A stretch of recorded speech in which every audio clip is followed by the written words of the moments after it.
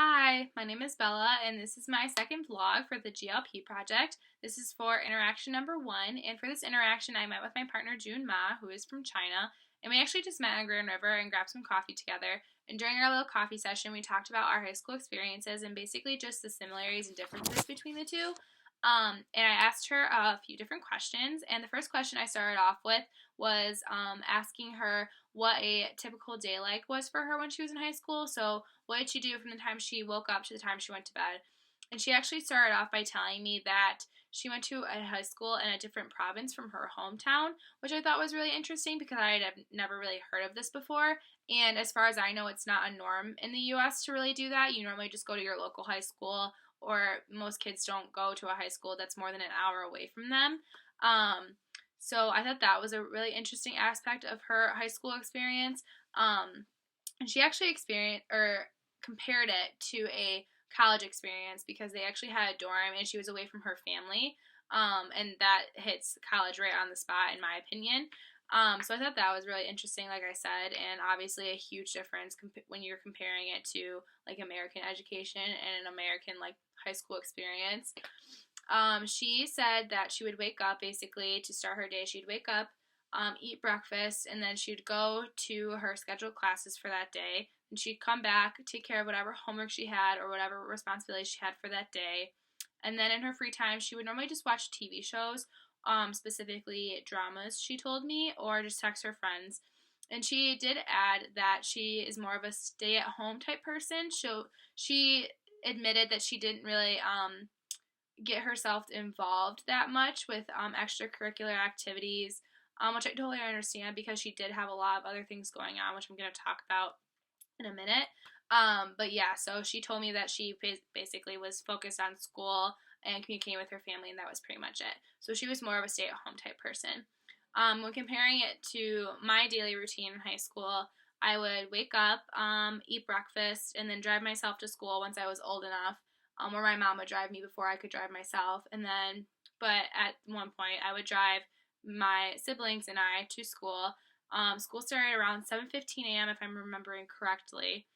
And we would go to school for 8 hours, have 6 classes every day, and then go home afterwards. And when I got home, I would normally eat a snack and then do some homework, and then just like hang out for a little bit, talk with my family, eat dinner, then shower and go to bed. And that's pretty much what my daily routine was like. That was if I didn't have volleyball practice. And then, so basically, I wasn't really a stay-at-home type person. I was always doing something else if I had the time to do so. So I was involved with a lot of clubs or extracurricular activities. I was also on the volleyball team, so I'd practice and things along those lines. So I was more so doing things outside of my home than I was inside my home. The next question I asked her was, what are the top 3 things that she worried about while she was in high school? And she told me she worried about missing her family, the TOEFL testing, and relationships. And I can relate to the relationships part because I know how hard it is to balance school and a social life, whether it be between your friends or if you have a boyfriend or girlfriend, or even maintaining a good relationship with the people in your family. So I know that's really hard, so I could definitely relate to her on that level. And then the TOEFL testing, I learned is a type of testing that basically helps with learning a foreign language. And TOEFL stands for Test of English as a Foreign Language. And I had never heard of this before, but I thought it was really interesting. And she was actually taking it so that she could be an international student at MSU. So she took it for the purpose of being able to communicate more proficiently with the English-speaking people here, which I thought was really cool. And definitely a very interesting fact. And then she, as I mentioned, she said that she had missed her family. And as I said before, she went to a school that wasn't necessarily in her hometown or in her area, so she didn't get to see her family a lot, and I could understand why that would be really hard. When comparing it to the top 3 things that worried me in high school, I was definitely worried about the ACT or the SAT some people took. Like I said, relationships, and then just my grades in general is what I would say that I was worried about the most. And then I asked her what her top 3 things were that made her happy or made her high school experience more fun.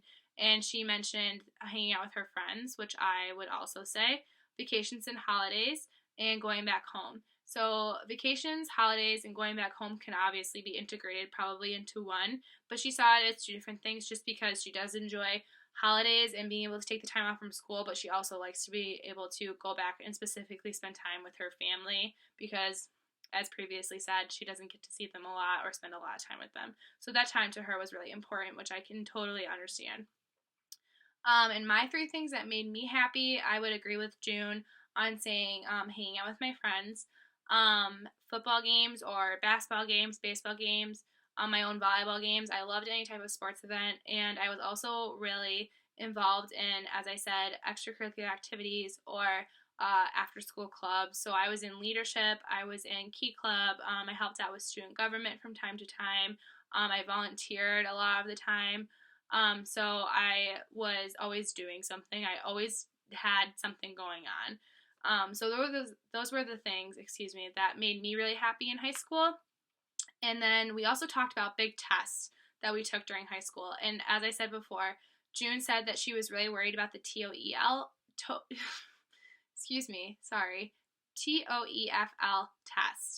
And for this test, as I said, she was learning English.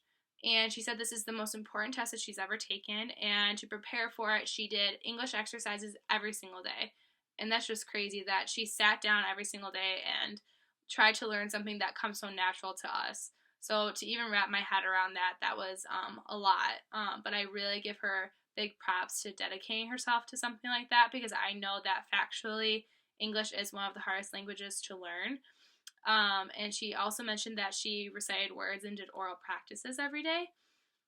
For me, the big tests that I had to worry about during high school was probably the ACT test, but I know the classes after me took the SAT test.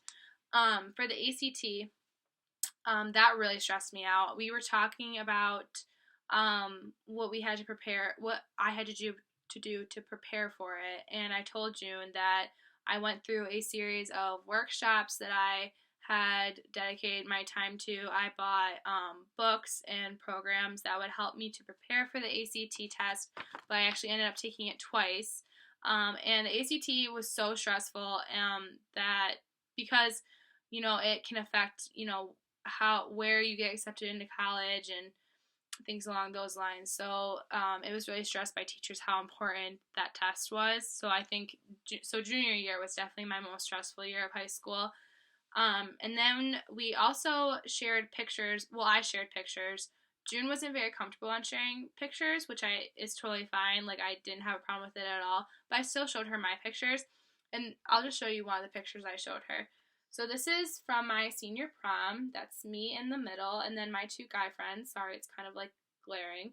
I showed her this picture and I explained to her basically like what prom was. She kind of had an idea of what it was just from movies that she had seen. But she was asking me questions about it, and it was actually kind of funny because when she looked at it, and as I was telling her about it, she started laughing, just a little giggle, and I asked her what was funny, and she said that it kind of reminded her of the American movies that she had seen. So it was a little stereotypical, and I thought that was kind of funny that she had mentioned that. Because I didn't really know that, like, what people in other countries really thought of prom or homecoming, which is a normalized thing here in the United States, because China doesn't have dances like that. So to see her reaction, that was really interesting, just to get a different perspective on something that is so normal to me and others around me. But yeah, so that was really interesting. And then the things that I noticed about myself was that I was a little nervous when I first sat down because I didn't want to say anything to offend her or ask any questions that would offend her, but she quickly made me feel really calm about anything that I asked, and she was actually really open to telling people about her culture, about how she grew up, and about like the way things went when in her high school, and the way education works. So that was really helpful and beneficial to me, I think, in asking her these questions and completing this vlog, completing this project as a whole. I don't think many people know how open others are to talking about like themselves and their culture and where they come from. So I think that's really important. And that made me feel, as I said, a lot more comfortable in asking her anything that regarded this project. So obviously there are a lot of differences and a lot of similarities, more so differences and similarities, if anything. But all of these differences are so intriguing, and I loved learning about her education and her high school experience. And I am so excited to keep learning more about her, and I will tell you more about what happens in the next vlog. All right, thanks so much for watching. Bye!